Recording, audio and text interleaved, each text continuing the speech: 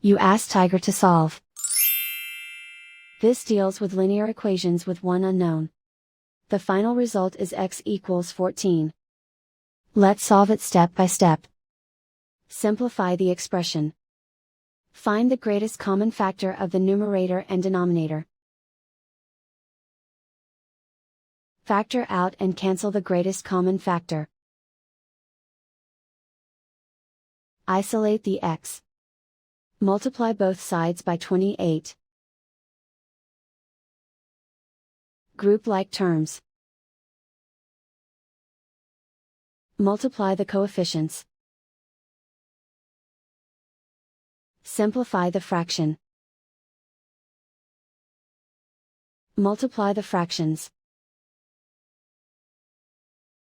Find the greatest common factor of the numerator and denominator. Factor out and cancel the greatest common factor. And so the final result is x equals 14.